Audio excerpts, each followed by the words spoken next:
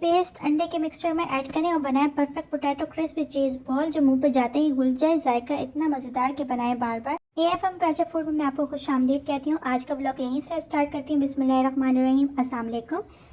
Potato चीज़ ball के लिए आलू लिए मैंने आधा किलो, उसको बॉईल करके इसका छिलका उतार दिया है बिल्कुल इस तरह।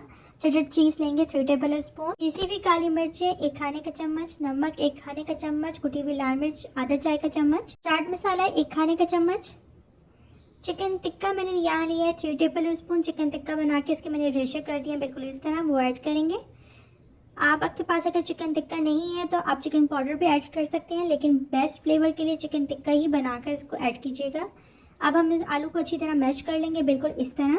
आलू की पिठी अब रेडी है। दूसरी तरफ चटर चीज़ में हम आधा खाने का चम्मच ऑरिगेनो लीव्स, आधा खाने का चम्मच कुटी हुई लाल मिर्च है, आधा खाने का चम्मच नमक ऐड करेंगे। उसको अच्छी तरह मिक्स करेंगे बिल्कुल इस तरह।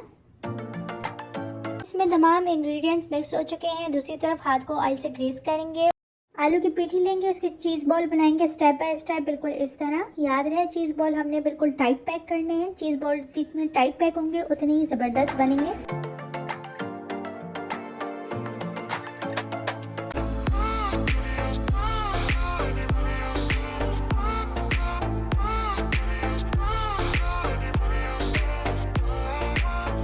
तमाम चीज़ बॉल बनकर रेडी हो चुके हैं। दूसरी तरफ हम एक अंडा लेंगे, उसको अच्छी तरह फेंटेंगे।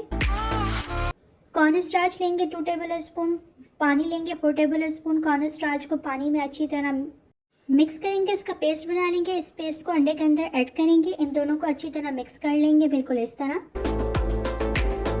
ब्रेड क्रम्स लेंगे 1 कप, इसमें सफ़ेद तेल डालेंगे 4 टेबल स्पून। इन दोनों को अच्छी तरह मिक्स कर लेंगे। आप सबसे पहले पोटैटो चीज़ बॉल को अंडे में अच्छी तरह डिप करेंगे, फिर इसको ब्रेड क्रम्स में अच्छी तरह फोल्ड करेंगे, हाथ की मदद से इसको प्रेस करेंगे बिल्कुल इस तरह।